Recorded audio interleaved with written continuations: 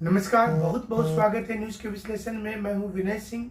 आपको आज जो जानकारी देंगे उसमें जेटेट सीटेट को लेकर के जो उलझन है उस पर क्या कुछ आगे होगा और क्या परीक्षा जो है उसके आधार पर अब नियुक्ति होगी या फिर ये रद्द हो जाएगी। दूसरी खबर होगी कि 1500 से ज़्यादा वैकेंसी निकालने वाले लोग ये हैं कौन और युवा इतने परेशान हैं कि ऐसी वैकेंसी पर क्यों चले गए हैं। तीसरी खबर होगी कि मुख्यमंत्री का एक नया भाषण वायरल हुआ है।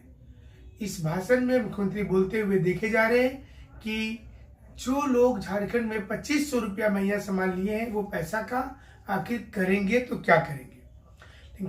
खबरों की शुरुआत करेंगे राष्ट्रीय खेल से जो देहरादून में संपन्न हुआ। 38वां जो राष्ट्रीय खेल हुआ 38, इसमें झारखंड का 17वां पोजीशन आया है। आप जो तस्वीर देख रहे हैं ये जमशेदपुर के दीपांशु कुमार की है और दीपांशु जो है हमारे विनीत आईएएस एकेडमी में यूपीएससी की तैयारी भी कर रहे हैं। ये तस्वीर क्यों महत्वपूर्ण हो जाती है, क्योंकि तैयारी करते हुए एक राष्ट्रीय स्तर के खेल में जाना भी बहुत बड़ी चुनौती होती है। यानी कि यहाँ पर 2 यूपीएससी है। एक यूपीएससी जिसमें आपको पीटी मेंस और इंटरव्यू दे करके डिप्टी कमिश्नर के लिए तैयारी करना है। दूसरी यूपीएससी ही जैसा है कि आप राष्ट्रीय खेल के अलग अलग प्रतिस्पर्धा में स्विमिंग और दूसरे तमाम खेल में आप जाते हैं। तो यहाँ पर भी एक प्रकार का आप सोचें तो एक कंपटीशन हो जाता है और बहुत टफ कंपटीशन है। इसमें ब्रॉन्ज मेडल इस वर्ष मिला है, लेकिन आगे दीपांशु मिलने के लिए हमसे पहुंचे और उन्होंने कहा कि उनका लक्ष्य जो है गोल्ड मेडल पर आगे होगा। हम उम्मीद करते हैं कि यूपीएससी भी क्वालिफाई करे और यहाँ भी गोल्ड मेडल जरूर से लाए। चलिए खबरों में आगे का रुख करेंगे और ये बताएंगे कि जेटेट सीटेट में एक कंपटीशन चल रहा है। कंपटीशन की बात हो रही है तो जेटेट और सीटेट को लेकर भारी दुविधा भी है। फिलहाल सुप्रीम कोर्ट का एक जजमेंट ने सब कुछ उलझा दिया है। रिव्यू पिटीशन इस पर चला गया है। रिव्यू पिटीशन का आधार बताएंगे और ये बताएंगे कि आखिर इसमें प्रॉब्लम कहां पर हो रहा है, क्या हो रहा है और क्या इस बार नियुक्ति होकर के रहेगी या फिर और भी कोई पेच है। पहले तो परिमल वर्सेस जो झारखंड सरकार का मामला था, इसमें परिमल कुमार को जीत मिली। अब सीटेट वर्सेस झारखंड सरकार का नया केस आ गया है। देखिए, पहले जो परिमल कुमार का केस था वो सीटेट वाले के खिलाफ नहीं था, वो उनका केस था कि जेटेट वाले की ही बहाली होनी चाहिए थी। तो लेकिन इसमें ऑटोमेटिकली सीटेट वाले छट गए। अब सीटेट संघ जो है ये रिव्यू पिटीशन दाखिल किया है और इनकी मांग है कि इनको मौका मिलना ही चाहिए। अब देखिए, जेटेट के आधार पर अगर यहाँ पर नियुक्ति होती है तो ऐसे में 100% क्या रिजर्वेशन हो जाएगा, ये क्वेश्चन उठा है यहाँ कि क्या इस पर 100% का 100% का आरक्षण मिलेगा और क्या 100% का आरक्षण मिलेगा तो 60-40 का वायलेशन होगा। क्या जन्म के आधार पर, लोकेलिटी के आधार पर, स्थान के आधार पर अगर सारी सीट रिजर्व हो जाएगी तो क्या ये भी एक कॉम्प्लिकेशन सिचुएशन बनेगी और अगर ये सिचुएशन कॉम्प्लिकेशन होगा तो इसके परिणाम भी भारी उलटफेर वाले हो जाएंगे।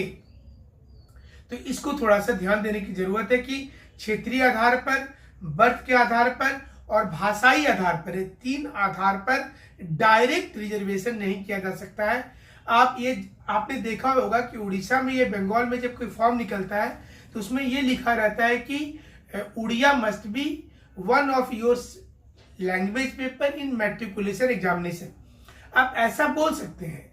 झारखंड में दिक्कत ये हो रहा है कि यहाँ पर संथाली कुरमाली को आप कोई सिंगल को एक लैंग्वेज पेपर के रूप में मैट्रिक में कंपलसरी नहीं कर सकते हैं, क्योंकि यहाँ पर हिंदी भी आ जाता है और जिस राज्य में हिंदी नहीं है वहां पर वहां के स्थानीय भाषा को किया जाता है।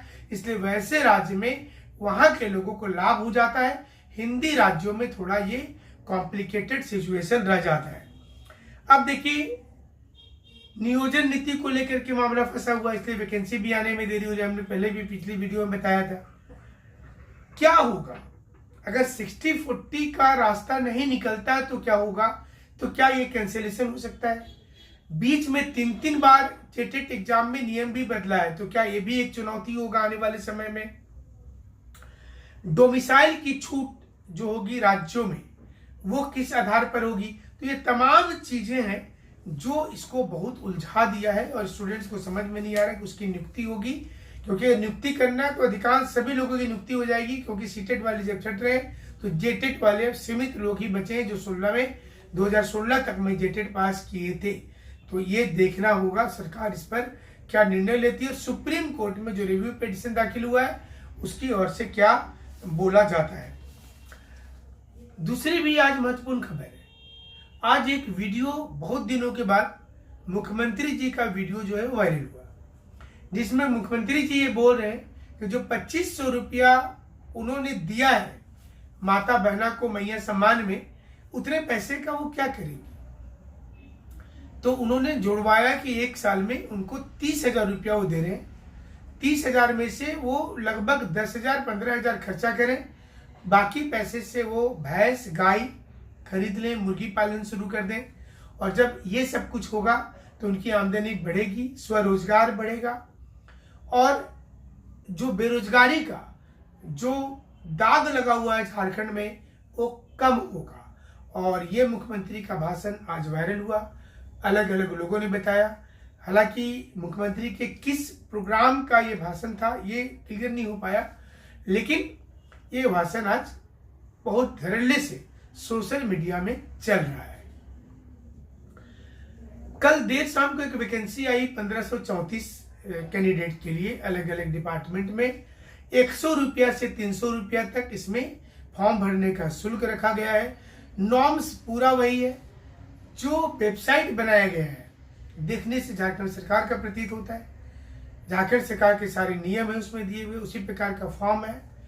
तहकीकात करने पर पता चला कि ये एक फर्जरी साइट है और बेरोजगार युवक जो पहले से परेशान है वो नौकरी पाने के लिए इस साइट को जब ओपन करने लगे, सारा कुछ हुबहू है। झारखंड सरकार का लोगो, अशोक स्तंभ का प्रयोग, हालांकि झारखंड सरकार की जो वैकेंसी वाली साइट है उसमें अशोक स्तंभ दाहिनी साइड नहीं है, लेकिन ये फर्जरी वाली साइट में दिखाई दे रहा है।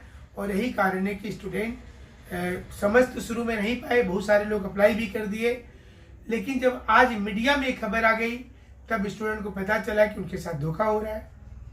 अब ये समझिए कि वैकेंसी नहीं आ रही है, सारे लोग इंतजार में बैठे हैं।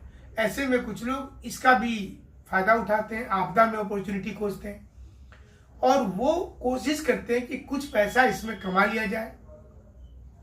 सरकार को ऐसे लोगों को टारगेट पे लेकर के इनको जेल भेजना चाहिए, ऐसे लोगों को पकड़ना चाहिए ताकि आम स्टूडेंट सुरक्षित रहें और उनका पैसा भी सुरक्षित रहे।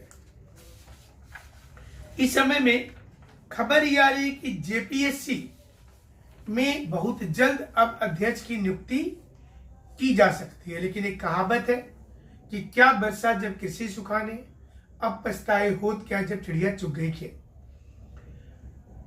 स्टूडेंट ने जेपीएससी का पिंड दान कर दिया, ब्रह्म भोज करवा दिया, बाल और सिर जो था सिर मुंडन कार्यक्रम किया, अर्थी यात्रा निकाला। यह सब कुछ हुआ। गवर्नर महोदय को, मुख्यमंत्री जी को, कई मंत्री को इनवाइट किया गया था कि आप श्राद्ध क्रम में आइए।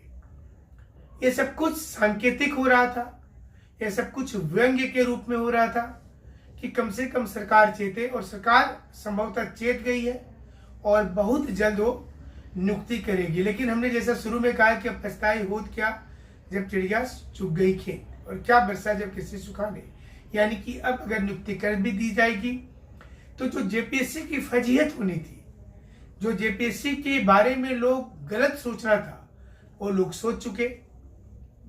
इसी बीच में पहली जेपीएससी पर सीबीआई की रिपोर्ट आने लगी है लगातार, जिसमें बताया जा रहा है कि 72 के 72 लोग फर्जी थे।